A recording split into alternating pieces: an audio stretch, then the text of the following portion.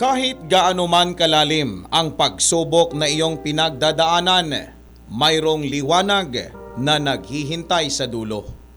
Ito ang maglalarawan sa kwento ng mag-asawang matanda sa Barangay Poblasyon, Banga, Aklan.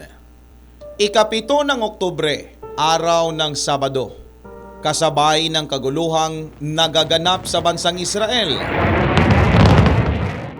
ay siya ring dilubyo ang sinapit ng mag-asawang senior citizen na sina Lola Persila Fernando, 75 taong gulang, at asawa nitong si Jody Dipino, 62 taong gulang, matapos lamunin ng apoy ang kanilang bahay. Ay, Diyos ko. Gawa sa light materials ang istruktura dahilan na mabilis itong nilamon ng apoy at walang naisalbang kahit anong gamit ang dalawa. Sa kabila ng kanilang sitwasyon, sadyang may mga kabandera rin tayo na mayroong malasakit at pagmamahal sa kapwa. Bago pa man tuluyang lamunin ng apoy ang bahay ng mag-asawa ay nagawang may labas ang naiwang si Lola Persila na hindi na makalakad.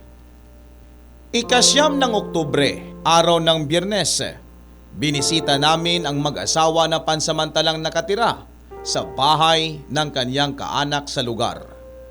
Dito sa labas, natutulog ang mag-asawa at nag-aantay na maabutan ng nagmamalasakit na nais tumulong.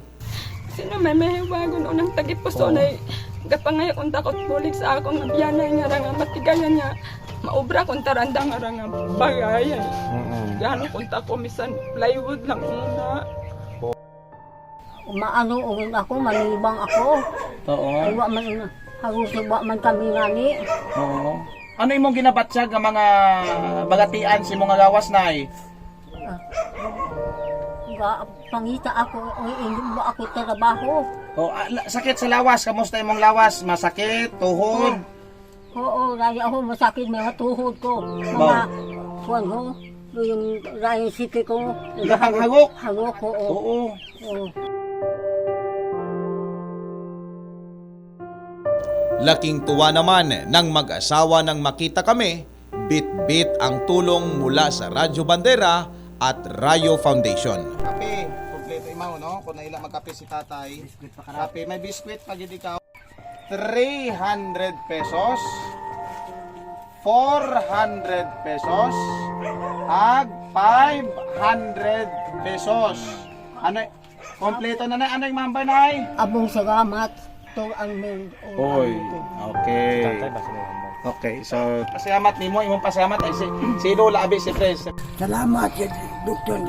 Aminyoy nga nga bulig sa mga lata, bugas. Mabuhay, salamat. Kabandera, ang pagiging matatag ay susi sa pagtawid sa anumang pagsubok.